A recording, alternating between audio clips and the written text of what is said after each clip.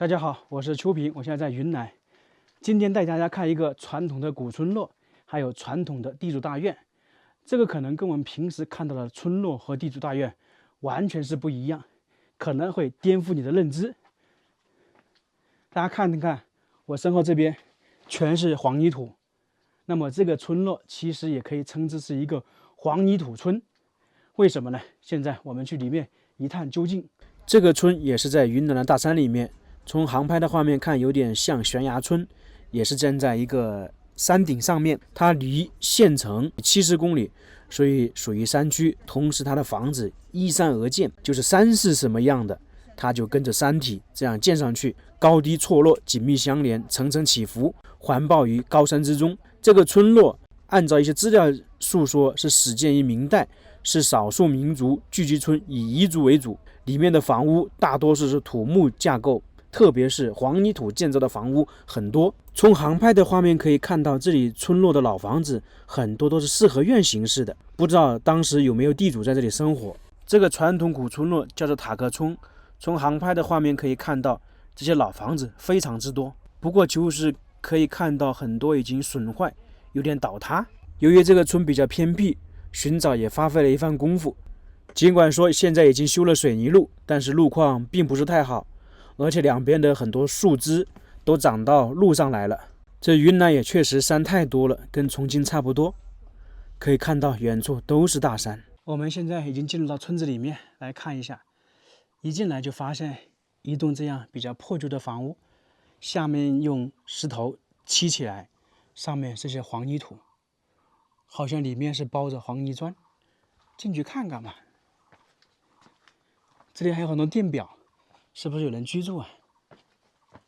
哎，有一个通道进去，感觉好像没人呢。你看看，全是用黄泥土，下面这里是有石头。哎，看到一个与众不同的，感觉像地主大院。这个地方难道还有地主大院？这明显的就是啊，就大户人家。这雕刻很精美吧？往上看一下。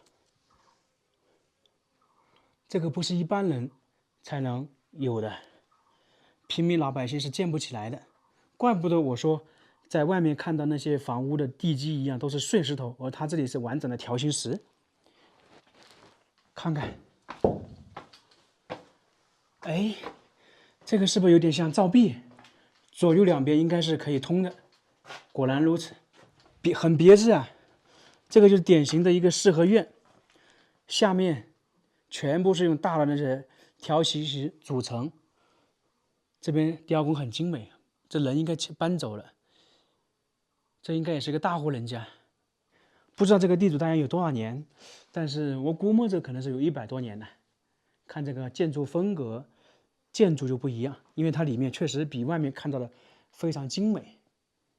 里面真的是不一样，这个就我们常说的金包银一样，它外面看起来刚才全是黄泥土，而里面呢就是一个完整的地主大院。以前这里是属于地主大院是吧？这边也是，那可能这里当时是一家，只不过呢可能是2兄弟吧。他是住在这里，刚才那位爷爷，这里面放了比较多东西。来到这个地方碰到一位大叔，他跟我们介绍，他家的房屋也是这种黄泥砖组成，大概有100多年的历史了。他跟我们介绍说，这个村子以前还挺多地主的，也就是说有很多地主大院，就像我们刚刚看的那个地主大院，大概是有200年到300年，具体可能不知道，但是最少是有200年。没想到啊，我一来这个地方，认知让人意外。我一开始在网上查资料说，这就是一个比较传统的古村落，但是没想到，真的跟我们想的是有点不一样。再往这边看一下，应该是有人居住的。它这里全部这个压着，不知道是什么意思，这真的有点走窑洞的感觉。不进去了，太乱了，感觉有点像危房一样。一进入到这个村落，看到到处都是这种黄泥土的房子，而且很多没人居住，感觉都快倒塌了。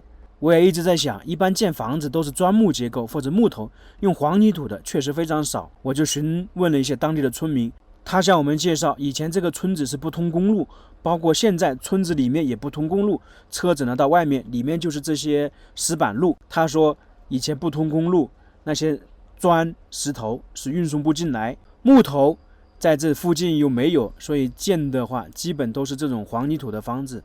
而在古代那些四合院、地主大院是由于财力比较雄厚，他可能就是从外面买的木头扛进来的，所以这个村落这些黄泥土的房子就很多。当然现在条件好了，很多人就从这些黄泥土的房子搬出去，在旁边盖了一些新房子。像我们眼前看到这栋房子，我估计最少有80-90年的历史，现在也是没有人居住。有这样一栋建筑，不要小看哦，也有100多年。它是叫做塔壳村大庙，这个传统古村落就叫塔壳村。它同时这里也是祠堂，也是戏院子，就是在以前有一些东西在这里表演，那么大家会在这里看。那这种祠堂大庙，在古代女子一般是不能进去的。古代的话，祠堂是严禁女人进去。那么这里为什么说是祠堂呢？以前肯定是有大地主，那么他就建立了一个祠堂。打个比方说，张三或李家，他就会管理这个地方。为什么会说他管理？是这样的，在中国古代封建社会，朝廷的旨意一般是到县一级，那么县下面的乡村是由地主管理。那其实说到这里啊，有一个东西大家了解，在中国古代是没有地主这个说法的，一般是叫做乡绅、员外、老爷。这个大家看电视剧也知道。那么当时在下面的话，就是由地主之乡绅管理整个一个村里的事情。经常看电视剧有族长或者长老，就是这个意思。在中国古代，其实基本上生活是一个家族的人生活在这里，就是一个村落啊，一个小镇不一样，经过贸易繁华起来的不一样。一般每个传统古村落大部分都是一个姓，如果有外姓是什么呢？一般是逃荒的人来到这里，当地的人把他接纳下来，那么就有外姓的人在这里生活。看一下这个上面是非常精美，100多年。这上面有麒麟，还有龙啊，浓浓的年代感。100多年保存的这么完好，还不简单呢。往这边看看有什么？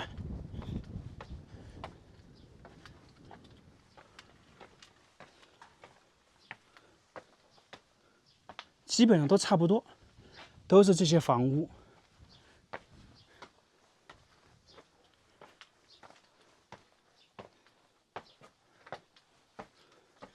我在这个村现在看到可能就10来个人吧，大部分人不知道是搬走了还是干嘛。这边这些房屋太多太多了，数都数不清啊！真的，如果是外地人晚上走在这里，可能会迷路啊。这个好像也锁住了，基本都是四合院形式的。往这边走一走。绝大多数都没人住了，空空如也。因为这些房屋可能确实太久不太安全。在这里碰到一位刚刚干完农活回来的阿姨，她可能要回家吃饭。她向我们介绍，她还是居住在这样的房屋里面，并且她说这个地方进进出出都是靠肩、靠手提着，自行车、摩托车全部是进不来的。就是他脚下走的这样道路。故而这里也可以算是一个不通公路的村落。他还叫我们去他家里坐一坐，去看一看。来到这些大山里面，这些村民都非常热情，也很淳朴。这里每家都是如此，从一个门进去，然后有一个通道，过了通道就是四合院。这里跟陕西的地下四合院很相像，就过了一个通道，然后到了里面。这里以前还有做饭厨房，都放在外面，但是现在人可能出去上班了，就没有了。来到这个村里面，就是有一点，这个人看不到多少，不知道去哪里了。他这些房屋，相当于这个是地基一样的，很高啊，这个石头全部弄得很高。你像那里是最明显。就是要把它弄平，因为这一块整个是一个坡度，它自然那房屋要弄成平的，就必须用石头垫起来。来到这个村子的中央，又看到一个大户人家，就相当于以前的大地主。这可能是整个村子里面最大，因为看起来是最精美的。在外面看起来挺大，这个门呢都是用不一样的东西构造。我们往里面走一走，它这边的房屋普遍呢就是有一个通道。那这个是干嘛用的呢？一般是古代他们可能为了防止土匪吧。然后这里呢进去，可能当时是2户人家，前面是1户，然后这边是1户，这里就非常精美了。看一下它这个石雕，有麒麟，还有其他的神兽，这个不知道是什么。这个还保存的比较完好，没有被破坏。然后进去之后就是一个独立的空间，相当于别有洞天。马上我们就能够看到了，这里相当于就是一个小型的四合院，看到没有？他们这边的房屋都是四合院形式的，包括我们一开始进那个村落看到的那个地主大院是2个四合院。真的是第一次见到这么多的那个泥土的房子。他这里还养了一些猪，农村嘛会养一些家禽。大家见过这个没有？这个是背东西，主要是背什么东西的？不管那都可以背啊，只要能背的东西都可以背是吧？啊，只要比如说路之类的啊，那包裹之类的，拖那块啊，这些是怎么背的？你演示一下怎么背的？哦，这样，然后东西放在下，东西就放在。哦，哎，我是第一次见的，厉害，厉害啊！吃饭了没有？刚好吃啊，行，那我再转一转啊，谢谢。看看前方，到处都是这些传统的房屋。这个村落估计有上百座这样的房屋啊。我有一点觉得奇怪的就是，这些黄泥土建造的房屋，它不会被雨淋了吗？在这个角落，又看到2栋豪宅，这个应该也是以前的乡绅地主居住的。这个地主也分为大地主和小地主，并不是说所有的地主的房屋都是几百间、几十间。我们站的这个地方相当于是村尾，继续再到处看看，很多都倒塌了，就非常可惜呀。尽管说这里的房屋大部分是黄泥土、黄泥砖，但是它下面用的石头做地基，或者石头弄的那个墙都不简单，花费了大量的功夫。基本这里的房屋下面都是用石头把它砌起来，弄成一个平地，然后上面再铺盖黄泥砖建房子。今天真是不虚此行，没想到在云南大山中碰到这样的传统古村落，可以明显的看到全是属于这些黄泥土建造。我们平时看到的最多都是砖木结构或者木头结构，而这里呢，让人意想不到啊，可能绝大多数人都没有见过这样的场景，这样的村落。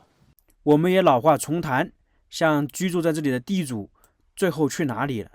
就是由于时代的发展，他们地主家里就慢慢衰败了，但是这些房屋还是剩下了。不过有一点就是我们可以看到很多有点倒塌，希望这个还是能够好好修缮一下，保护起来。